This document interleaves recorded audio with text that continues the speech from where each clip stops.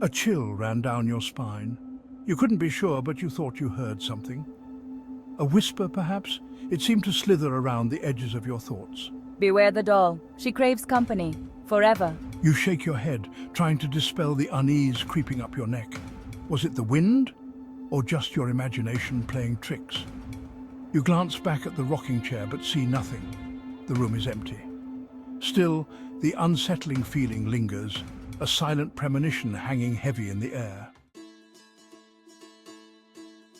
Hannah and Liam, a young couple deeply in love, strolled through the bustling antique market. The sun was shining brightly, casting a warm glow over the myriad of stalls that lined the cobblestone streets. Vendors called out, showcasing their wares, each item with its own story and history. The couple's laughter mingled with the ambient sounds, creating a symphony of joy and curiosity. The air hummed with the chatter of vendors and the scent of aged wood. Every corner they turned revealed new treasures, from intricately carved wooden chests to delicate glassware that sparkled in the sunlight. The market was a treasure trove of history, each item whispering tales of the past. They were searching for a unique piece to complete their new home. Their recent move had been a whirlwind of excitement and chaos, and now they sought something special to bring a sense of history and character to their modern abode. They wanted a piece that would be a conversation starter, something that would make their home truly theirs. Look at this, Hannah. It's interesting, isn't it? Liam's voice was filled with a mix of curiosity and intrigue as he held up the porcelain doll. It was unlike anything they had seen so far, and its presence seemed to command attention. Liam's eyes fell upon a porcelain doll propped up on a dusty shelf.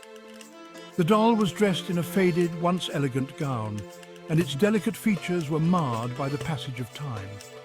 It seemed out of place among the other items, as if it had a story of its own to tell. Its once vibrant blue eyes were now faded, staring blankly ahead. The doll's expression was haunting, almost as if it held secrets from a bygone era. It was both captivating and unsettling, a relic of a time long past. Despite its eerie aura, he found himself strangely drawn to it. There was something about the doll that seemed to call out to him, a silent plea that tugged at his heartstrings. He couldn't quite put his finger on it, but he felt a connection to the doll, as if it was meant to be part of their lives. I'm not sure, Liam, but if you like it, let's get it. Hannah's voice was tinged with hesitation, but she trusted Liam's instincts. She could see the fascination in his eyes and knew that this doll, despite its unsettling appearance, had captured his imagination. They purchased the doll, unaware of the darkness. The transaction was quick, and soon the doll was wrapped carefully and handed over to them. They left the market with a sense of accomplishment, believing they had found the perfect piece to complete their home. They were inviting into their lives.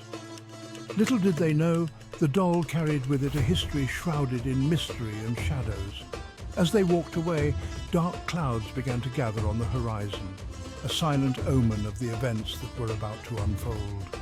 The antique's lure had set in motion a chain of events that would change their lives forever.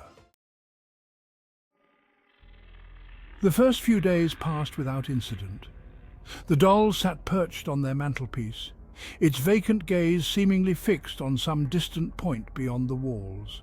But as the week wore on, a string of unsettling events began to plague Hannah and Liam. Did you hear that? It sounded like whispers. Whispers seemed to emanate from the doll's corner, growing louder at night. Objects moved inexplicably. I could have sworn I saw... Did the doll's head just turn? Fear began to gnaw at the edges of their happiness, casting a long, dark shadow over their lives. Desperate for answers, Liam sought out a local historian known for his knowledge of the town's shadowy past. His heart pounded in his chest as he recounted the unsettling events. The historian listened intently, his brow furrowed with concern. There was a young girl unjustly accused of witchcraft and burned at the stake. Her spirit, they say, resides within a porcelain doll, forever seeking retribution for the injustice she suffered. Liam's blood ran cold. Could their doll be the vessel of this tormented soul? Determined to confront the entity trapped within the doll, we decided to hold a séance. Yeah, we darkened the living room, lit candles, and placed the doll in the center of the circle we formed on the floor. As the air grew thick with anticipation, the room seemed to pulse with unseen energy. The doll's vacant eyes, they seemed to flicker with a malevolent light. Then, a cold wind swept through the room, extinguishing the candles and plunging us into darkness. Liam, whispering, Hannah. A voice filled with rage and sorrow whispered their names. As the voice recounted the horrors inflicted upon her, Hannah felt a surge of sympathy for the trapped spirit. She understood the injustice, the pain, the burning need for revenge. But she also sensed a deep well of sadness within the entity. I can feel your pain, so raw and consuming. Hannah reached out, her hand trembling, and gently touched the doll's cold porcelain cheek. In that moment, she felt the spirit's pain, raw and consuming. But she also felt a flicker of something else, a faint glimmer of hope. Help me find peace. We understand your pain, Hannah whispered, her voice filled with compassion. She knew the weight of the words she was about to say, and she chose them carefully, hoping to reach the heart of the person in front of her. We know what was done to you was wrong. The injustice you faced was not just a momentary lapse, but a deep wound that has festered over time. But revenge will not bring you peace. It may seem like the answer, a way to balance the scales, but it will only perpetuate the cycle of pain and suffering. Let go of the hate. Holding on to it will only poison your soul and keep you trapped in a prison of your own making. Let us help you find peace. Together we can work through the pain and find a path to healing. We understand your pain. It's a heavy burden to carry, and it's okay to feel overwhelmed by it. We know what was done to you was wrong. The scars it left are not just physical but emotional, and they run deep. But revenge will not bring you peace. It might offer a fleeting sense of satisfaction, but it will never heal the wounds inside. Let go of the hate. It's a heavy chain that binds you to the past, preventing you from moving forward. Let us help you find peace. We can walk this journey together step by step until the darkness begins to fade. The room was silent except for the sound of Hannah's soft pleas. Her words hung in the air, a delicate thread of hope in the midst of despair, and Liam's steady breathing beside her. His presence was a reminder that even in the darkest times there is still light to be found. Slowly, the oppressive atmosphere began to lift. It was as if the room itself was responding to the words of compassion and understanding. The air felt lighter, as if a weight had been lifted from their chests. Each breath they took was a step towards healing, a move away from the shadows of the past. The doll felt warm in Hannah's hands. It was a symbol of innocence and hope, a reminder that even in the midst of pain, there is always a chance for new beginnings. As Hannah looked out the window, she saw the first rays of dawn breaking through the darkness. It was a new day, a new opportunity to let go of the past and embrace the future. With each step she took, she felt the chains of hate loosening, falling away, and she knew that she was not alone. There were others who understood, who cared, and who would walk this path with her. Together they would break the chains of hate and build a future filled with compassion, understanding, and peace. The journey would not be easy, but it was a journey worth taking.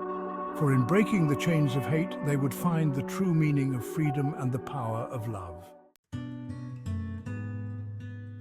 Hannah and Liam, guided by a newfound sense of purpose, took the doll to the site where the young girl had been so unjustly killed. They dug a small hole beneath an ancient oak tree, its branches reaching out like protective arms.